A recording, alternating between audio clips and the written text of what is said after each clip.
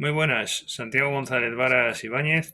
Un nuevo vídeo vamos a hacer de un premio Nobel de 1955 de Halldór Laxness, un autor islandés, y me voy a fijar en La campana de Islandia, un libro interesante, extenso, contado con narrativa de fácil lectura, a un poco enrevesado en el discurso, también hay que decirlo. Y bueno, el contexto de fondo es Islandia, un poco sus tradiciones, pero el libro se centra en tres personajes centrales, aunque aparecen otros, no muchos, pero sí bastantes, diría yo. Personajes, hay bastantes personajes, aunque no proliferan en exceso, pero hay tres centrales, ¿no? Me los he apuntado aquí en la primera página del libro. Bueno, yo manejo la edición de Plaza y Janés, me gusta mucho este papel Biblia, que se conserva impecable, no tanto las pastas, pero sí el papel. Y bueno, me he apuntado los nombres porque son un poco diabólicos y no me acostumbro, pese a la lectura continuada, ¿no? Con los tres personajes que se convierten ya un tanto en familiares, ¿no? A lo largo de la lectura, pero los nombres no me acaban de entrar, vamos.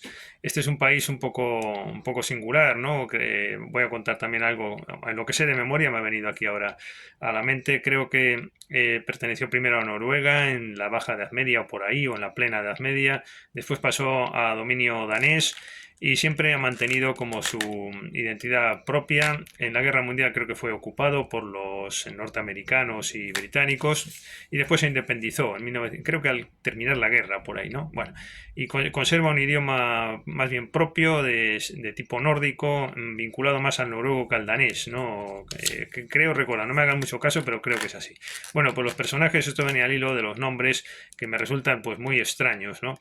La protagonista se llama Snir Fridur y bueno, esta es una muchacha que es la hija de un juez y bueno, en realidad el libro empieza con otro personaje que se llama John Hergedison, que este hombre pues se le acusa de haber matado al verdugo del rey.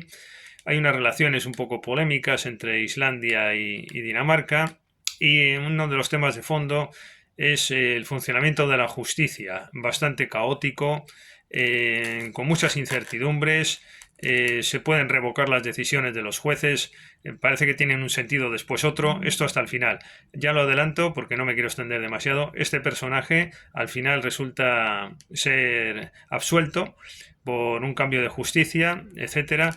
Pero bueno, es la revocación de la revocación de la revocación lo que conduce a su absolución. Parece esto una poesía. Bueno, pues la primera parte del libro está centrada en este personaje de la campana de Islandia y estaba condenado a muerte. Lo que pasa es que la hija del juez lo libera, que por cierto le da un anillo que se lo entregue a este otro personaje que se llama Arnas Arneus. Este tiene un nombre más normal, como si fuera latino. Está presente en el libro la tradición de Islandia, pero también aparece Cicerón, aparecen referencias a los romanos, a los griegos, y también muy interesante, intercalo ya esto que es lo principal del libro, quizás también muy interesante pues la relación entre el cristianismo que llega a la isla y lo pagano. Este es un autor, da la impresión al menos, que simpatiza con lo profundo de Islandia, como una reivindicación de sus sagas, etcétera. Y entonces, bueno, pues viene a decir también en algunos de los pasajes que aunque llegó el cristianismo, sin embargo, en secreto se permitió a las poblaciones autóctonas que siguieran con el paganismo siempre que fuera de manera secreta, ¿no?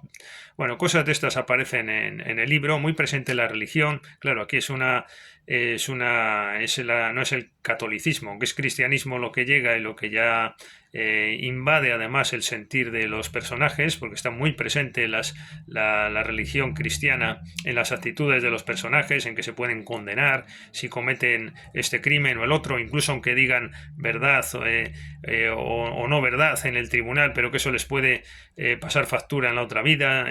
Son personajes un poco malditos, un poco condenados. Bueno, pues el trasfondo decía que, claro, es cristianismo, pero es luteranismo. Aquí los curas están casados y bueno, y esto pues en realidad bueno, pues ese trasfondo religioso, ¿no? Pero también sin ocultar esas referencias al paganismo en el contexto de la recuperación de lo islandés, diríamos, ¿no? O la simpatía del autor. Bueno, pues decíamos que la primera parte se centra en ese personaje condenado a muerte, es liberado por la hija del juez, que es el que lo condena, para que le dé un anillo a este Arnus Arneus, que resulta ser un gobernante que llega a la isla, está entre la isla y otros lugares, en Alemania, en Dinamarca, y es un erudito. Este personaje, en ese centra sobre todo la tercera parte del libro, es un erudito, un amante de los libros, y mantuvo relaciones en secreto con la protagonista cuando era muy jovencita, concretamente 15 años, y tuvo pues, relaciones sexuales y esto pues también le ha perseguido un poco a la protagonista durante toda su vida, esa sensación de no haber hecho las cosas bien, parecido como estamos viendo al vídeo que hacíamos no hace mucho de Sigrid Undset, ¿no? También premio Nobel, y vinculada a la literatura nórdica, es decir, un cierto paralelismo entre las dos obras que hemos comentado.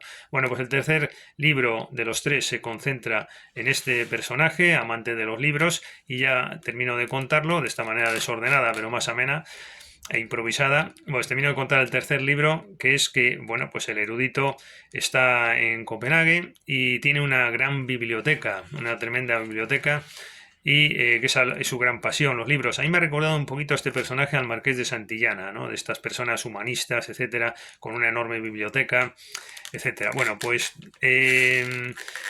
y entonces, bueno, pues resulta que hay un incendio en Copenhague y se va a incendiar los libros. Y está llegando el incendio y la gente muestra preocupación porque los libros que tiene este personaje son de un gran valor.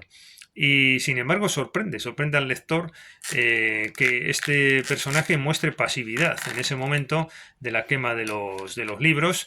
E incluso cuando llega el fuego, después de pasar por una iglesia y estarse viendo que va avanzando el fuego y que quizás se pudieron haber salvado, y máxime con el ofrecimiento voluntario de ciertas personas de la localidad, se pudieron haber salvado esos libros, y sin embargo, pues con una enorme pasividad el fuego va entrando y este pues se queda como un pasmao viendo cómo se queman los libros. Hay un instinto de una cierta autodestrucción, ¿no? También la protagonista, que ocupa sobre todo el segundo de los tres libros de la Campana de Islandia, pues se casa a despecho con un personaje que también tiene un nombre de cuidado, se llama concretamente, un momentito, Magnus Sigurdsson, que es el Junker de Braidatunga. Bueno, pues se casa con este, en parte porque al ser la hija de un juez tiene que casarse con alguien un poco también de condición elevada, entiendo yo. Es un terrateniente de la zona de Islandia. Hombre, es un hombre que sigue las tradiciones, sigue pues el culto a lo islandés, diríamos, pero es un indeseable total, ¿no? Es un personaje borracho y que tiene todos los defectos. Y se casa con este a despecho, pues yo también creo porque, no sé, hay un cierto instinto de maldición o de autodestrucción en los personajes, igual que ocurre con el otro, que es un gobernante danés, pero que está en Islandia. También aparece la cuestión de si se vende por Dinamarca Islandia, que empieza a ser un territorio un poco incómodo. Se nota tensión entre ambos lugares, que si se vende sobre todo a Hamburgo, a los comerciantes de Hamburgo, porque otros países no lo quieren, ¿no? Como Inglaterra, etcétera, y que se podría vender, pero que si al final no se vende, etcétera, etcétera. Bueno, pues estas son las tres partes de la Campana de Islandia, cada una centrada en un personaje. El primero, que es acusado de asesinato, que al final se salva, in extremis, en la última parte. La segunda, la protagonista, que, bueno, le ocurren esas cosas que he contado. Al final, cuando ya se libera de su funesto marido, tampoco consigue una relación con esa otra persona. Y la tercera parte, pues en el protagonista también, Arnas Arneus. Bueno, pues estas son las tres partes del libro y de lo que va más o menos la Campana de Islandia para introducir al lector en la posible lectura. Sin más, hasta el próximo vídeo. Gracias.